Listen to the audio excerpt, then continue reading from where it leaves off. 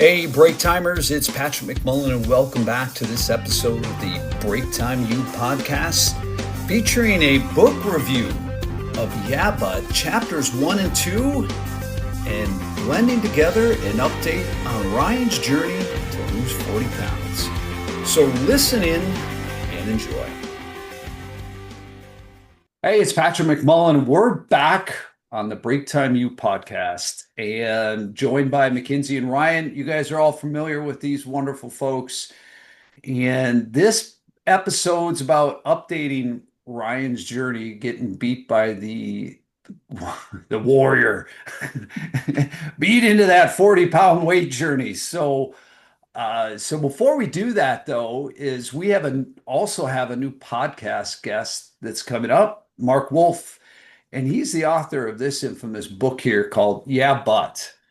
And as we were getting ready to introduce Marc to the platform, all of a sudden I'm reading through his book, and Ryan has some interesting updates for us that this book became very applicable. So what did I do? I rushed it out to them. And as we start this episode, the thing to understand is my wife, Mackenzie's mother, has been part of a book group for almost half of the time that I've been married to her. The same ladies who get together, gossip, drink wine, and do all their kinds of fun stuff, and they try to call it book club. They actually do sit down and talk about a book. But the reality is they gave me inspiration for this.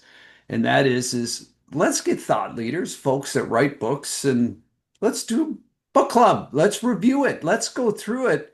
But ironically, as we were getting prepped for that stage with Marc, all of a sudden you two have this interesting intersection that Ryan's at. And so, Ryan, you were just on vacation. I'm going to open it up with you. Your journey of losing 40 pounds hit that yeah, but elaborate on it. Well, I didn't.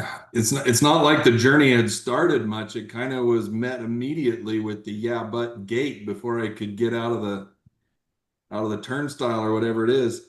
So the way Mackenzie's program works is fantastic, and each day now that I'm able to spend time using it and getting familiar with it, I'm recognizing the strengths of it more and more.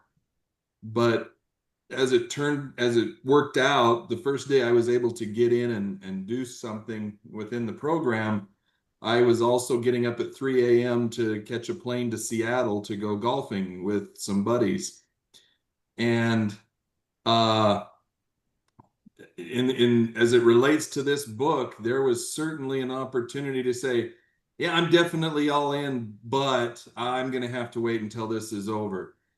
And to be honest, a little bit I did, only because I wasn't sure what I was looking at. I didn't have the time to really delve into it, but I did decide I'm going to do what I can. I'm going to put what I can in and move through it. But boy, it was sure one of those situations where right out of the gate, I am all in as soon as this is over. And how often does that happen to us? Well, just get me to this, or just as soon as that's done, then. But so I was all in, yeah, but a little bit. So tried to muscle through that, because it would have been easy to just ignore the program all the way around. But it wasn't a total loss, because you have started, and what's been the result so far? It's not a lot, but it's 3 pounds, and I will take it. And I have to give full credit to, there's a lot of good food in Seattle. There's a lot of things. But when you have to input, and I'm using my fingers right now as if I actually were using my phone. When you have to input the information, the dietary information into that app, it really makes you be cognizant of what you're going to do. And I that's one of the best tools I've come across so far, because this journey will have its yeah buts,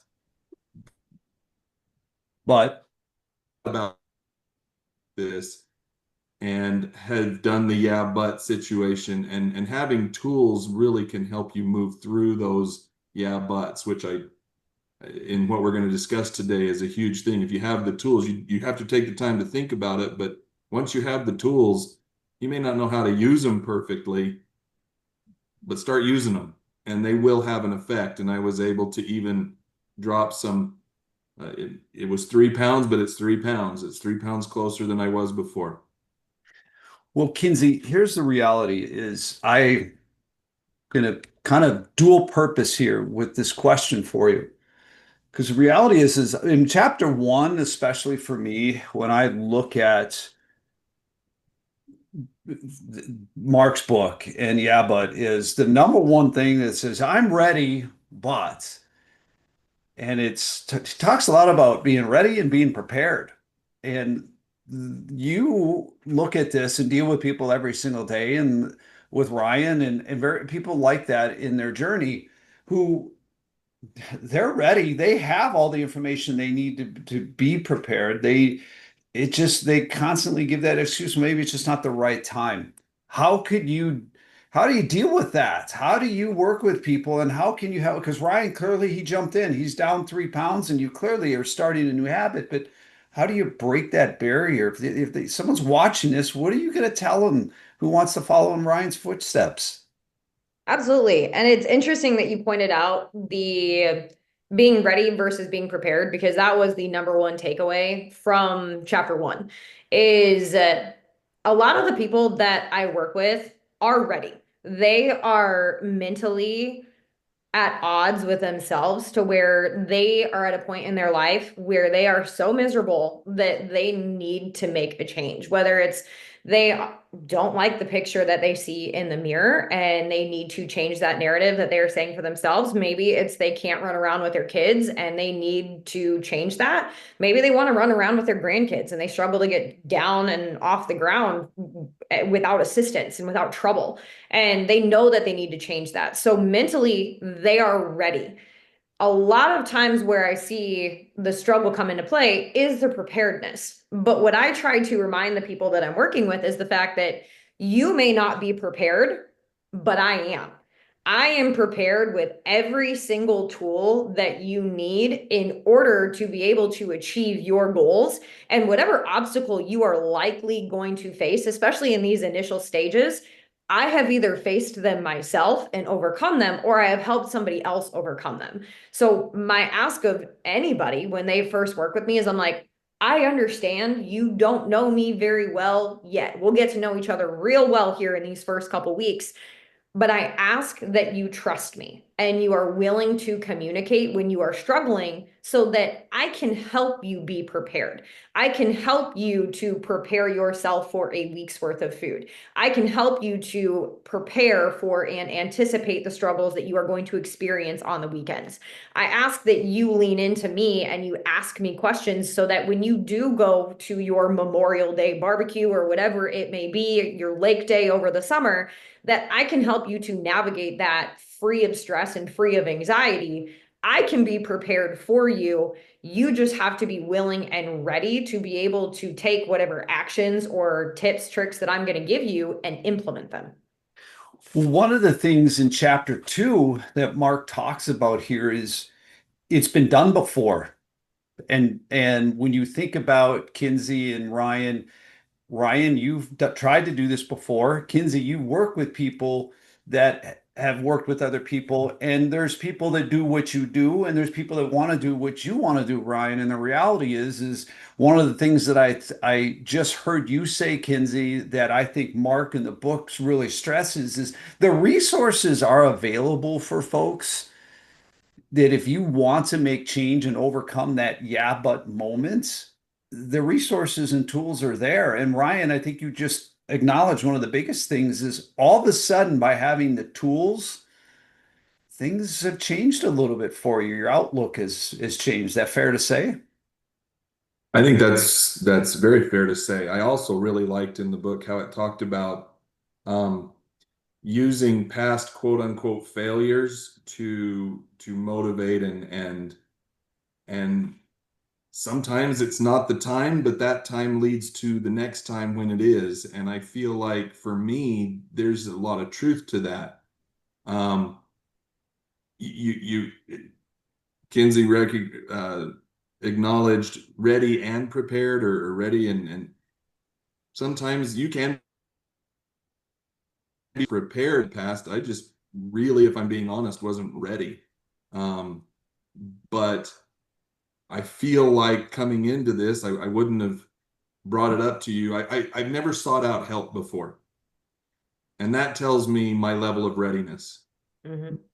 And so maybe those times when I've tried to take this on myself, maybe I thought I was ready, but those attempts that didn't work out the way I maybe would have liked led to me really being ready. And now I've been given a tool that I feel like is a godsend, that I feel hugely motivated by, okay, where am I at calories wise? Dad gummit, I'm over again on fats. I'm still struggling with that.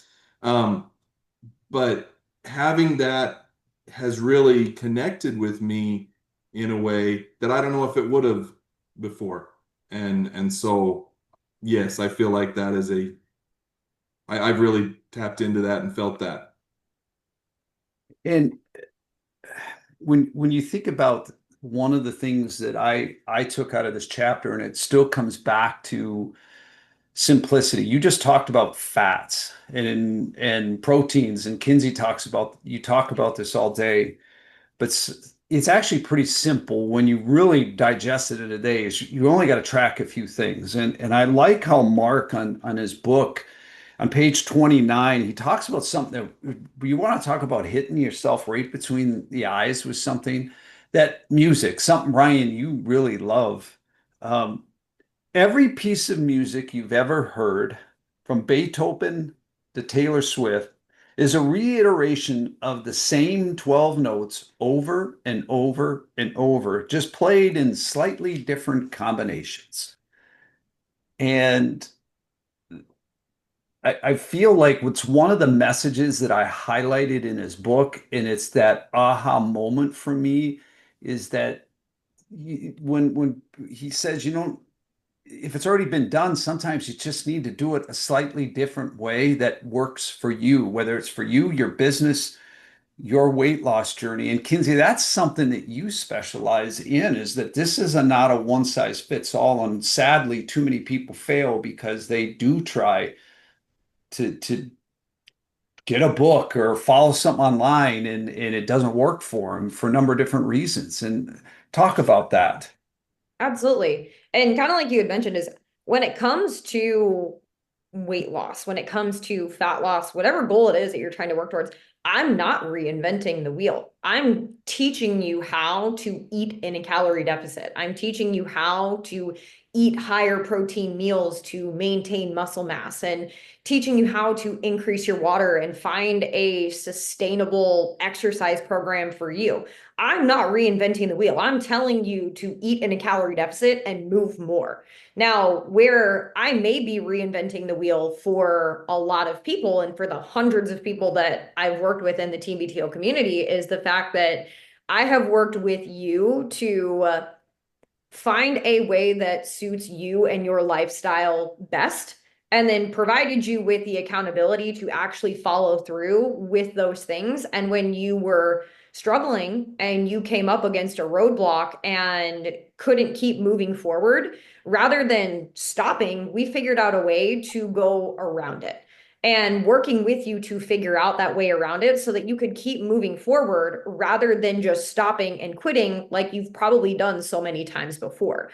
So my job is to honestly meet you guys where you are at in your health, wellness, weight loss, and fat loss journey, and tailor a plan that is based off of calories, protein, water, movement, to where you're at in your life right now, and then continually challenging you just a little bit more so that you keep making that forward progress. But the principles never change. So, Ryan, I think it's fair to say, okay, you had taken a huge step and you had your first yeah, but moment. Looking at the first couple chapters and looking at the journey that you're now on, where do you see the next intersection where you're going to go, yeah, but you see that coming? Oh, I'm already there. And if Ken and I know Kenzie's watching my numbers, and she told me that it would be a little bit of a struggle, but I don't like to drink water. I've never liked to drink water. I would probably average 10 ounces a day if on a good day, and the goal is 120, and I'm not hitting it yet. I'm really not even getting that close. Um, and the key thing, and she said it up front, and maybe this is TMI. It puts you in the bathroom a lot during the day when you drink that much water. Yeah. And so I'm significantly up over what I used to drink. I think I'm landing about 60 to 70 ounces a day, which for me is huge. But I'm at a but that I need to push past. I'm like, yeah, I'm this is way better than I was doing before, so that should be good enough. When I need to now push a little bit further and start making my way closer to that daily goal of the water intake. And I feel like that's my big but moment that I'm going to have to deal with right now. The other stuff that I really thought would be a challenge, um, as I've mentioned with the tools that I've been given, my night snacking is not a problem because I hate to have to put that in that little app and have it tell me that I've done bad things. And so that has actually not been near the problem I thought it was. But yes, I can see where this water intake is a but moment. And I know it won't be the last one on this road. But as we've talked, as I read these chapters, I have been justifying not drinking more water up to this point, and the book kind of said you need to stop, and I recognized that, and I know that that's something in the next few days I need to push past. And other people have my wife does it every day, so it's clearly can be done. I just need to not keep coming up with reasons not to do it. Well, something that you just said, Ryan, is it triggered me because of all the, I mean, when I read a book, I fold pages and I make notes on it. And something that you just said is your action, your idea, your current state, as Mark says, and your end may be very well someone else's means. And your end of day, for what it's worth, you got the Warriors sitting there on the other end of that app going, if the end of your day is a victory because you didn't, that's her means to say that's a win, or it's your means to get constructive feedback to get the tail out of the kitchen and out for a walk, out to something else like that. And Kinsey, you face those things every day with your folks. I mean, you're on the phone and on Zoom calls all day with people. And how do you approach that? Because let's face it, it's not just coaching them, but sometimes it's a little tough love to say is the alternative is this, and that end is not good. Absolutely. It's one, it is a very difficult situation to approach with people at times because it's a hard journey for people to be on, and changing lifestyle habits. And when people feel like they are doing the right things because they're doing better than they were before. And then when I come in and I say, hey, you're doing great. We're doing so much better than we were before. We're not quite there yet. And it's a delicate conversation that I do have to have with those people, but outlining what those standards are in terms of, in Ryan's case, is like, you're doing so much better with your water. And I am so proud of the fact that we're drinking less Dr. Pepper and we're drinking more water. Woo, we're winning over here. But we're not quite to that 100 to 120 ounces of water yet. And this is why it's an issue. And so in those settings and in those situations where I do have to, but these people, because they're doing better, but they're not quite meeting that standard. The key in emphasizing why we aren't there yet is reiterating why what we're doing is important.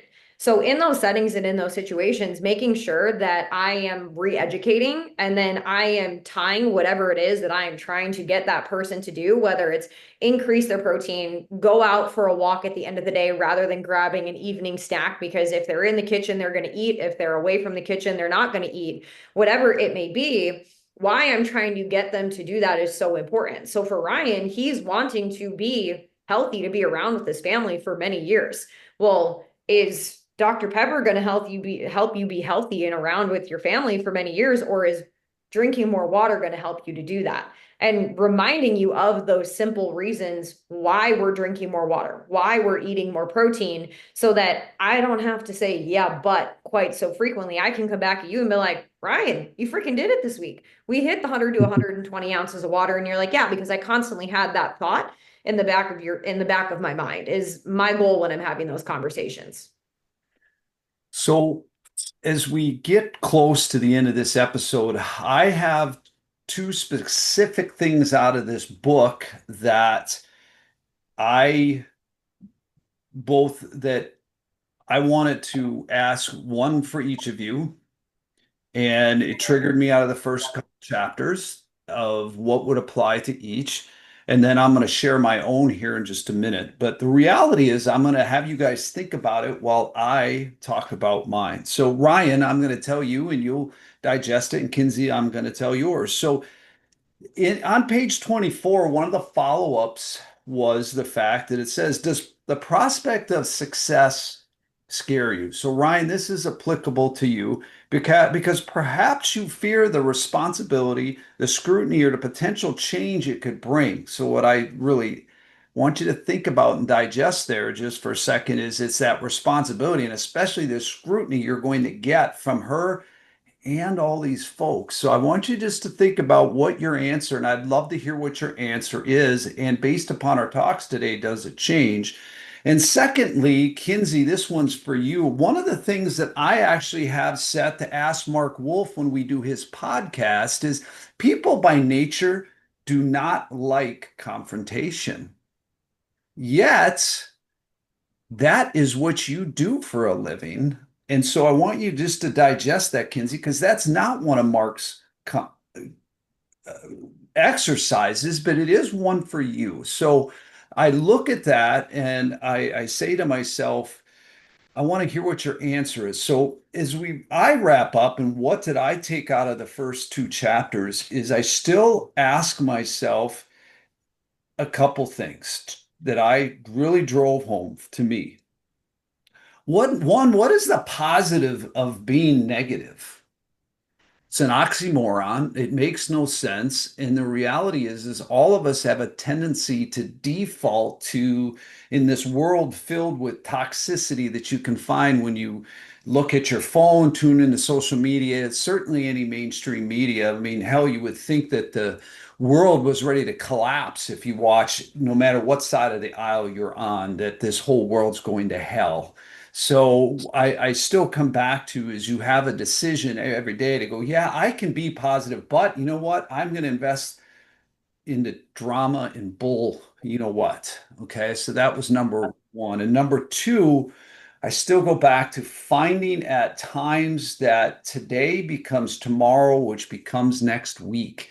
And the reality is for all of us, if you're not where you want to be, it's because you're saying, yeah, but I'll do it tomorrow. It's really comes down to a few minutes a day, something McKinsey's heard about for 30 plus years of her life. Her father saying, you know, the difference in our house being clean really falls down to is, do you take the extra effort to take it and put it away? It's no different that when you're trying to get to where you want to go, you go, yeah, I can do that, but, and a lot of times that but's working on something contrary to your goals. Don't wait, act now. So that's Patrick's break time minute that I asked you to really consider, and what you're going to get out of this book that Marc Wolfe does such a great job at. So Ryan, going back to, as I said, now that you're where you are on this journey, you're down 3 pounds. Does the prospect of success scare you, in particular, what's in front of you?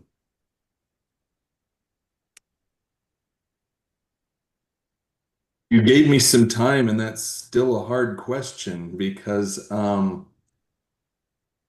overall, I don't think I'm afraid of success. I think I'm more afraid of failure. I haven't really contemplated the negatives of success, but I will say in a general sense, um,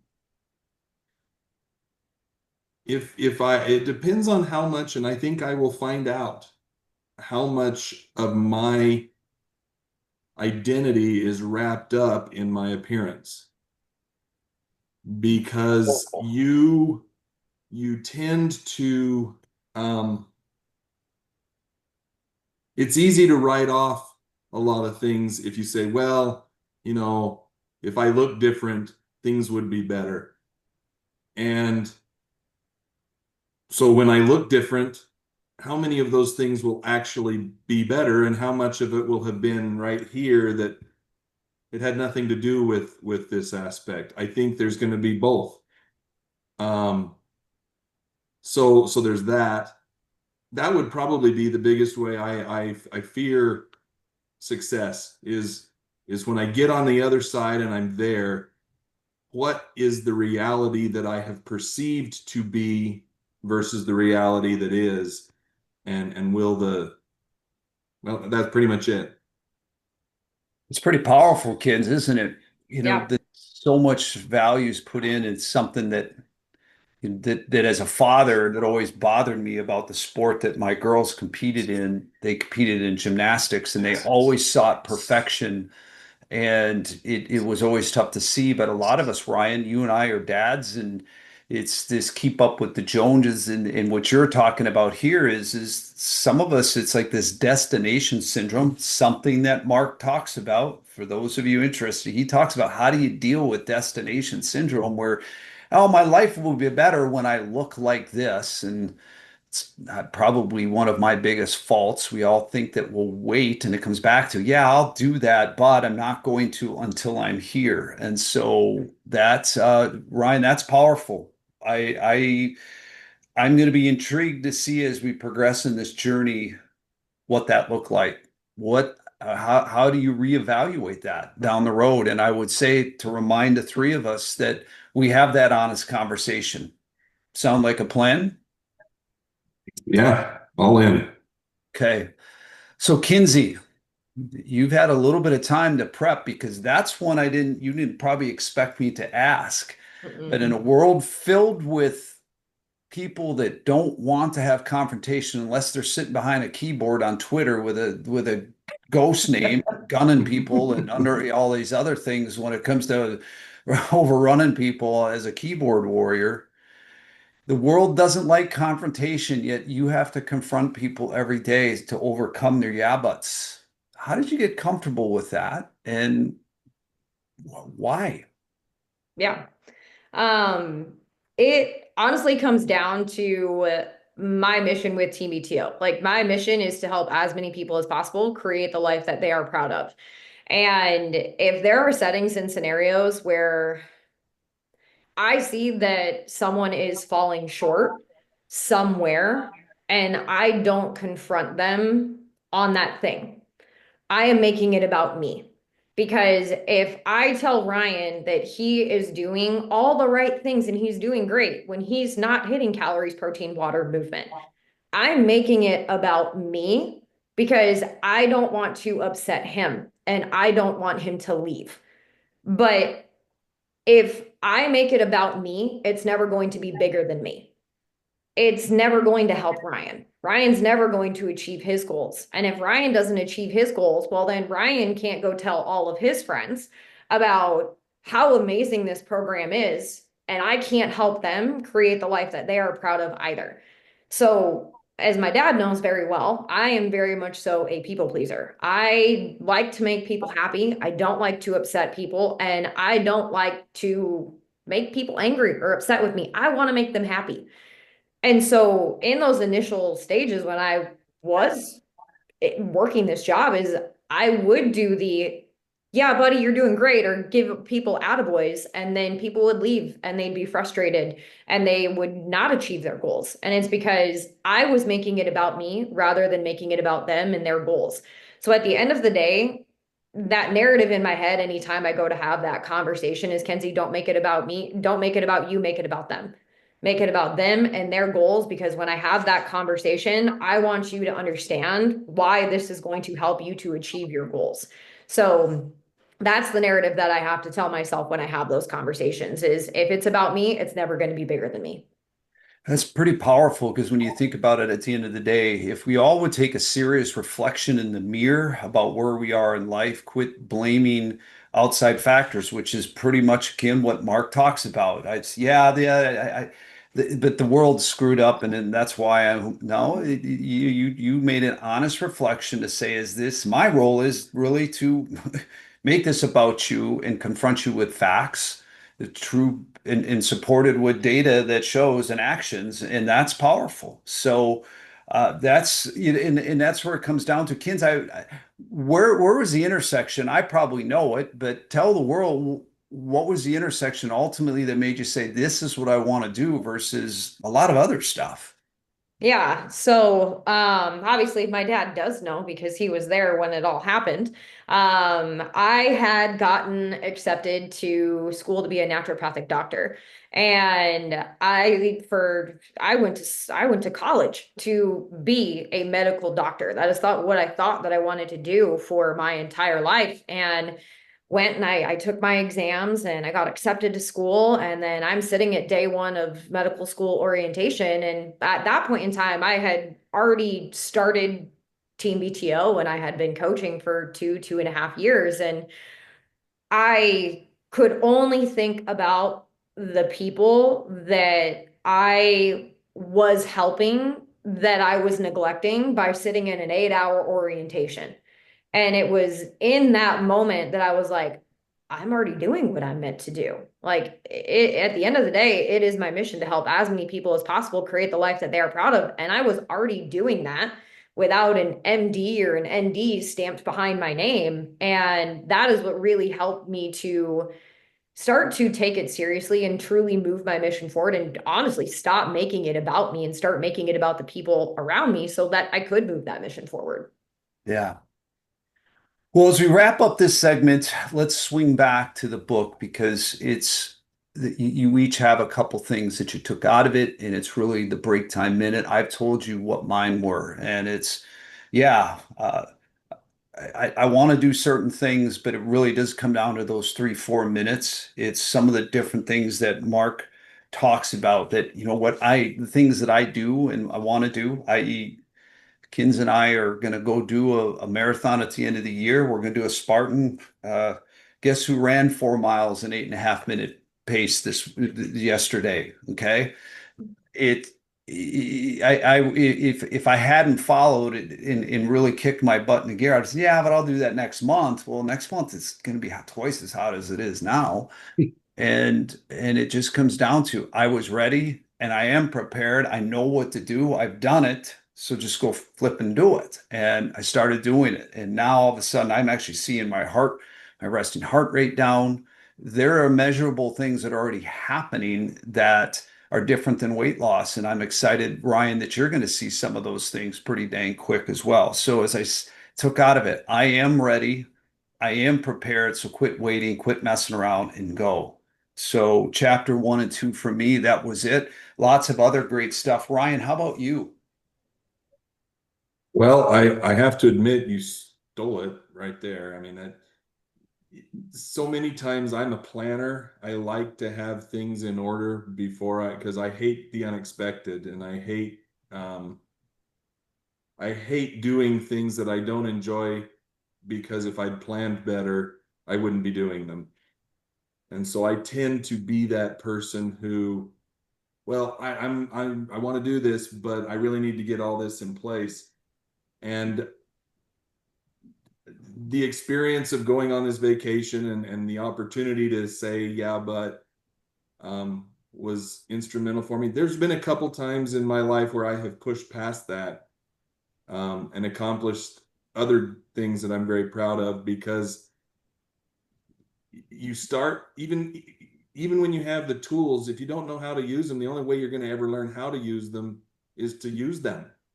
And so that to me was the biggest deal, is you can accumulate tools, you can sharpen them, you can get them all shiny, you can work on it, but until you actually start using the tools, regardless of your skill level with those tools, you're never going to get better and you're never going to accomplish anything. Well said. Well said. Kinsey, your chapter 1 and 2. All right. In reading through chapter 1 and 2, the part that really stuck out with me was the ready versus prepared, because almost every single person that I work with, believe it or not, is actually prepared. Because think of how many people have workout videos in their house. They have dumbbells in their garage that have been collecting dust. They have sets of bands that they have never used. People are prepared when it comes to their health, wellness, weight loss, and fat loss journey.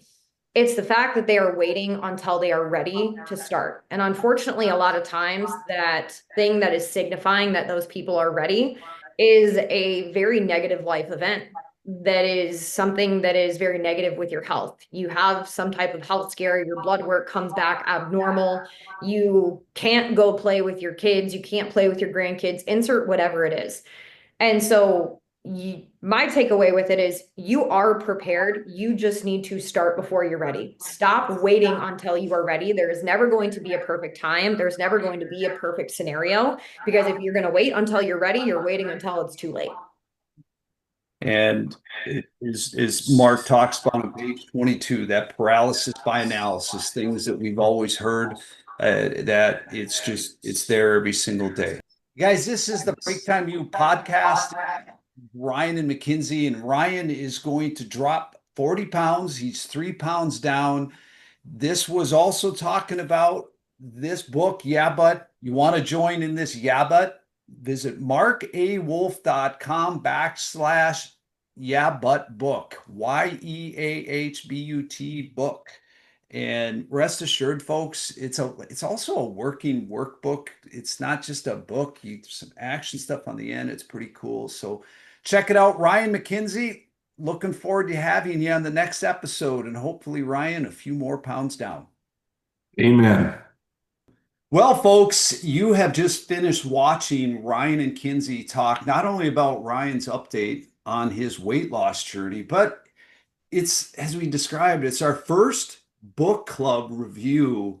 And we're joined by the man who I think has the best book title ever, the author of Yeah But, Marc Wolfe. Marc, welcome to the BreaktimeU podcast. It's your second time on this, but this time, people going through your work. What did you think? Yeah, it's pretty wild to hear yeah buts used in that context. I'm a guy who doesn't even work out the way he should. And there's Mackenzie helping somebody lose weight and talk about their yeah buts and working through it. And you never know what you're going to do is how it's going to affect other people. I mean, the title of the book is Yeah But, Cut Through the Noise to Live, Learn, and Lead Better. I should have expected part of that is living better, right? And living a healthier lifestyle. So way to go, Patrick, for giving that to Mackenzie.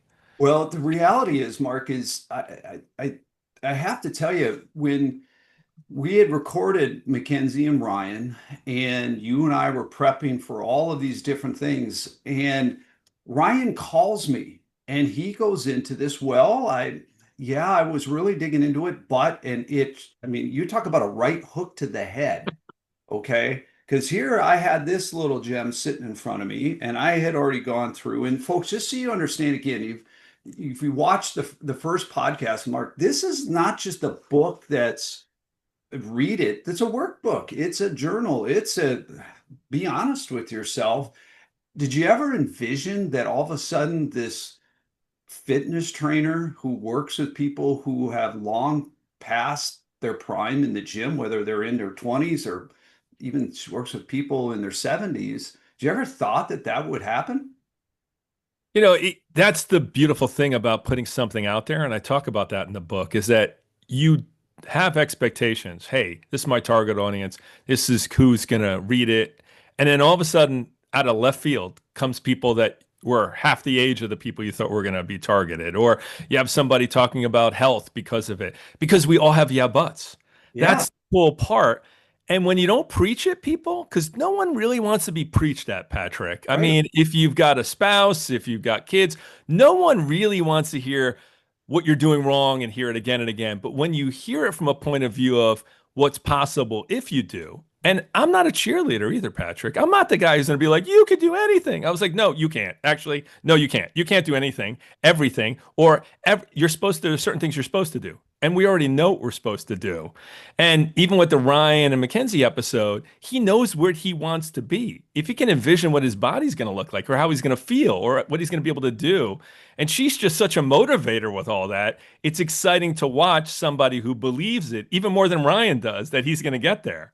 And that's what we need to overcome our yeah buts. Sometimes is somebody being like, you know what this feels like? I've done this many, many other times. You could be that guy, Ryan. Right. Right. And you know what? When we were prepping for this today, something you said, there was a whole lot of yeah buts. And I've talked to McKinsey about this many times.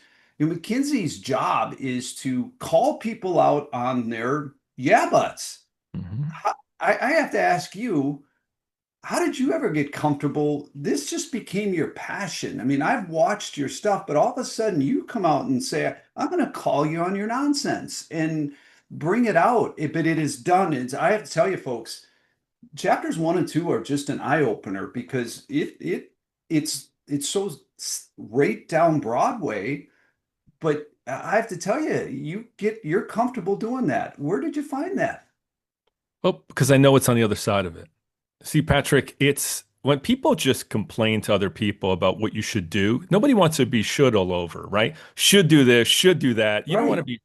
So when you come at it from a point of view to say, here's what I'm even struggling with, but here's what I've worked through, right? And I'm not a therapist. I'm an executive coach. I'm a business guy.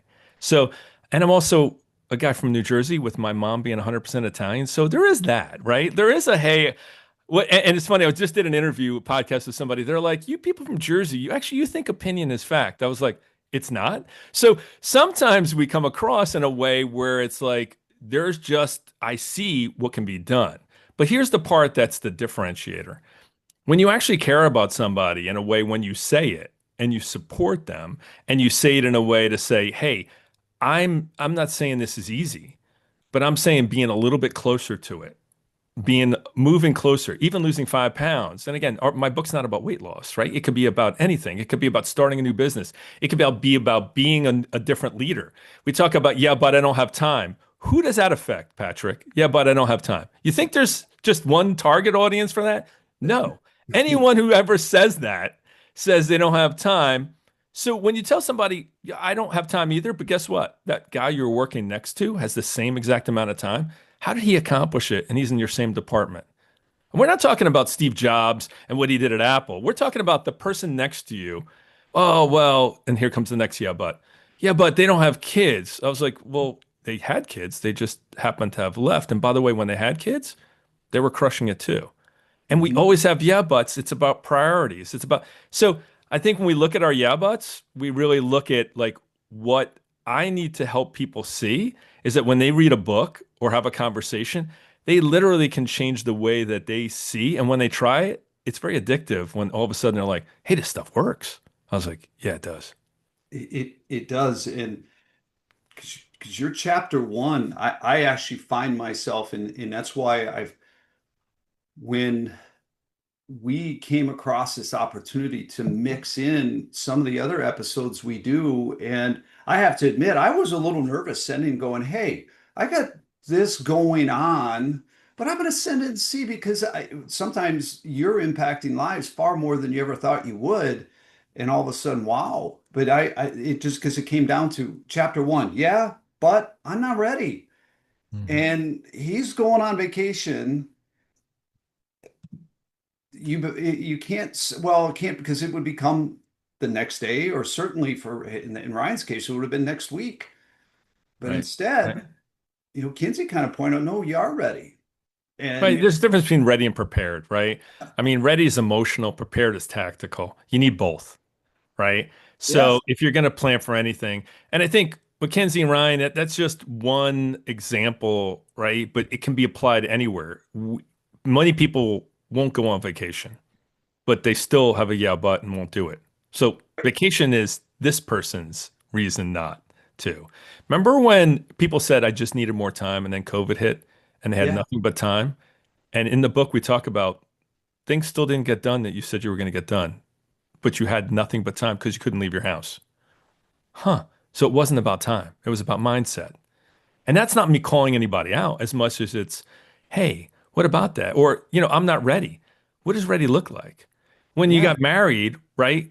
Was it the perfect time? When you had kids, was that planned perfectly? Right? When you go and you say you're going to buy your first house or you're going to move to a new city, was it everything perfect? Like, or did you have some unknowns? And some of those unknowns actually help you get new friends or a different career or change things that weren't possible, right? I'm not telling you that it's always going to be easy. What I'm telling you is if you stay planted only where you are and never look beyond what you're doing, you actually may be missing out on actually what your purpose is and what you're supposed to be doing with your life beyond what you're doing today. Well, Mark, that's where your primary business is. You're an executive coach, and it's where chapter one and what you just said there really hits home for me because I stayed and did certain things in my life, and I said, well, yeah, but I think I'd rather do this in what we're doing today. And I waited, and there was reasons that I did, and ones we won't discuss, but others is, sometimes one of the things I wrote down is about being I'm not ready is one of those things is giving up control of certain things of what you do. I've chatted with you about uh, outsourcing editing even of these podcasts for a long time. It was I want to do it because I want at some point you have to be ready to do certain things, whether it's take the risk and or otherwise if you're not willing to take a risk or change certain actions, then either like your job or like your paycheck or both, because you can't be happy. You got to be if you're not ready to do that or but you can't just say, hey, I'm going to quit when you make $250,000 a year and I'm going to go invent something because you're not prepared. So I love that whole piece, but I also one of the big notes that I is sometimes you just got to quit having paralysis by analysis and go because you are prepared to do something. Tell me about your thoughts and how many people in your coaching business you run into that chapter one hits home with. It's so when you deal with people that have for their whole life been a W-2 and have worked in an organization and have worked their way up or changed roles because they're on a path, they want to be very prepared. And the thing is that I actually work with people to understand and assess their behavioral, right? To expect an accountant not to be detailed is expecting more audits and failures, right? They're supposed to be detailed. We Right. want CFOs that know the details, but the CFOs that are the best are the ones that know the details plus know how to interact and communicate, right? Mhm. The best salespeople are the ones that actually know how to work with people and not manipulate them and have conversations. But we need them to be at least somewhat detailed so they can do reportage and we actually can track them and know what's going on. So we have people that are all over the board, right? That have different personalities and different traits.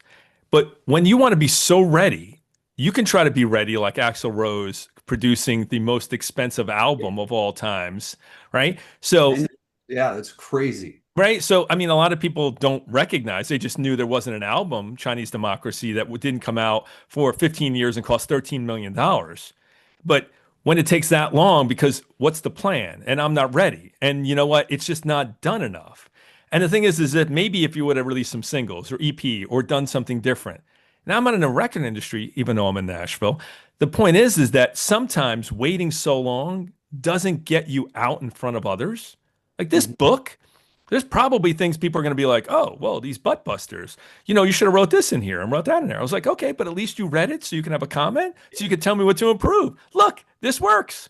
Getting it Yeah. in your hands, getting it seen allows me to take feedback to know what to change.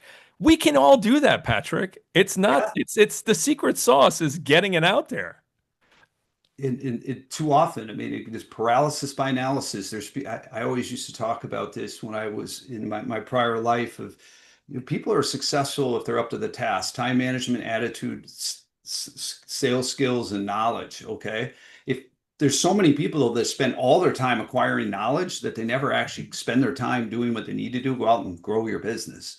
And they're the smartest, they know everything about their industry, but they haven't sold a damn thing and they fail. And it just, it's crazy. So chapter 2, and it goes along something, somebody's already done it. And you were talking about Guns N' Roses and talking about different things, but you have something, the example that every song ever created, this was another, holy smokes, he's right, this stuff works, is it's the same 12 notes, just rearranged differently.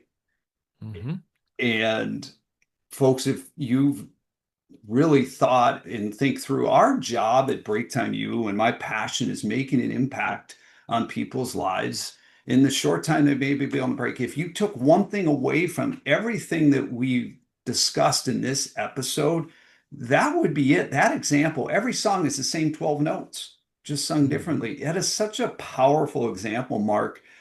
To talk about that, expand upon that, because to me, in chapters 1 and 2, that is the piece that hit me the most. Yeah, thank you for that, Patrick. It's interesting that we overlook the fundamentals, right? So you think about everything from electronic dance music, EDM and Tiesto, to classical, to, modern rock, and to 80s music. I'm a fan. But the thing is that you think about that, you're like, hold on, these are so different.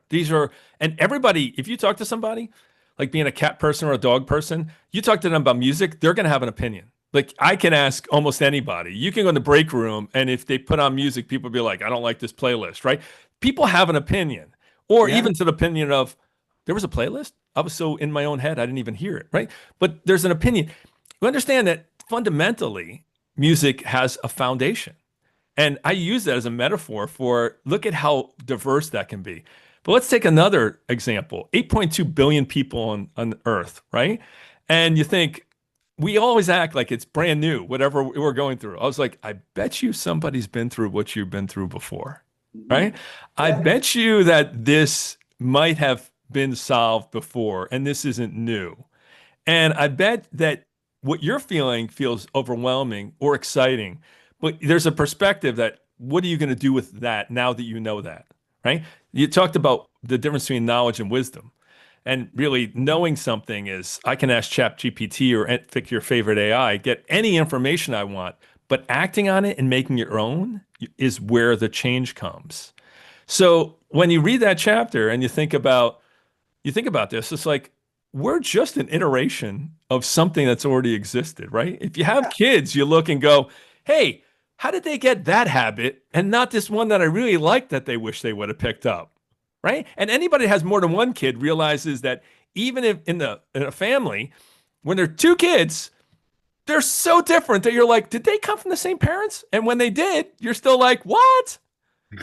How did those two work out even? I mean, it's like sitting in the church when they're getting married going, those two, they don't seem to match. They're taking bets on how long the marriage is going to last, but I don't know what we want to regress down that path. But the reality is you just said that again. And I'm going to guess that, there's a quote that you call a Wolfism that let the gap become your map. And you stress in this is that even though the path has already been burned, you can make it better. And something that jumps out in my mind is, and I think you talk about in one of these areas, is Uber. It's not like commuting people from point A to B hadn't been done, and that people didn't have a way to do it. These folks just said, we're going to do it 10 times more efficiently for the fraction of the cost. And I don't remember the last time I saw a taxi cab at Phoenix Sky Harbor Airport. Sitting out in front, there used to be a line that was a half mile long, and someone had a map. They just filled the gap. Yeah. Now you get into strangers' cars and via an app, but I mean, a while back that would seem crazy, like living on someone's stranger's house and then going and sleeping in their home. Oh, that's right. That's called Airbnb. So I think we think about this and we're just like, I wish I would have thought of that. What I want people to do is live without regret. And the way to live without regret is to fail forward. And the other big yeah, but I get is like, you don't know my situation. That's not in the book, right? Because that is the overarching of I'm different. I was like, again, I think you're different, but if you look, we all have the same pretty much excuses, alibis, yeah, buts. And I think when you think about that, it's really, yes, things have been done before, Patrick, but I'm going to do them a little different. And we're going to do them today. And we're going to do things that didn't work 5 years ago, but today's the perfect time to do it. And it takes off. And you're like, I can't believe it's the exact same thing, just different timing. Wow.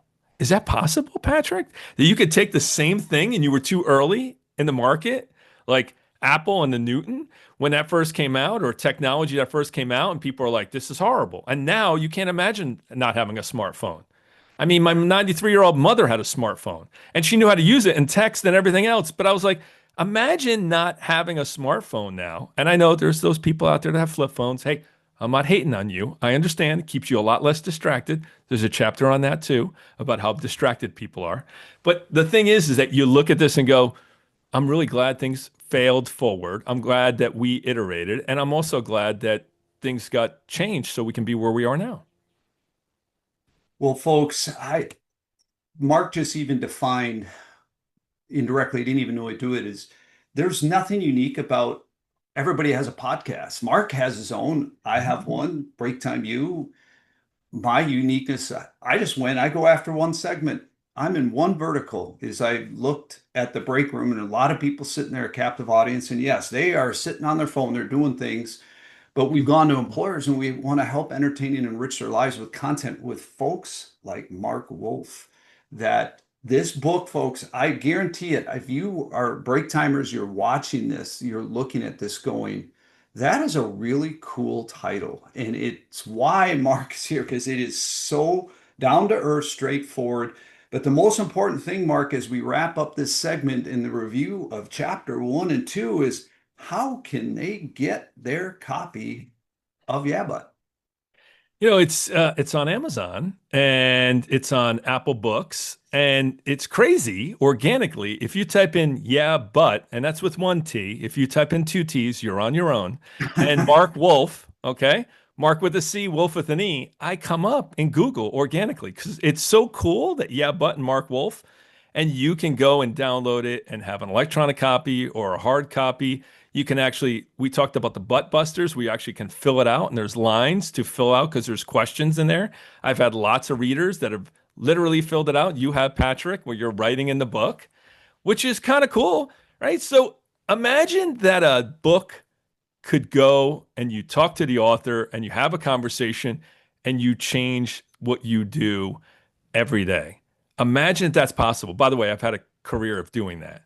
This is the cheapest way to get access to an executive coach, is to go and at least buy the book. Oh, and here's the other thing, Patrick, I want to make sure we bring up. You don't have to read the whole book, because I know there's some people go, oh, I'm not reading a 202-page book. And I was like, you know what? Me neither. So what I wrote it where each chapter, the yeah, but, the one of the 15 yeah, buts, you just read the ones that matter to you, because each chapter is a module and it takes you about 7 minutes. So in 7 minutes, you don't have to read the whole book. And as soon as you tell people that, they're like, wow, you just took away me having to do homework. I was like, yeah, that's what this book is about. Removing yeah buts, including even reading it. As we wrap this up, I'm going to show that, because the reality is Mark just hit it, and it's why I like this book so much when I first previewed it. But then when you get it in your hand, this is a book for a lifetime. It's a book that you're going to find yourself to say, hey, right now, time-based buts, they're not, that's not my thing. It's someplace else.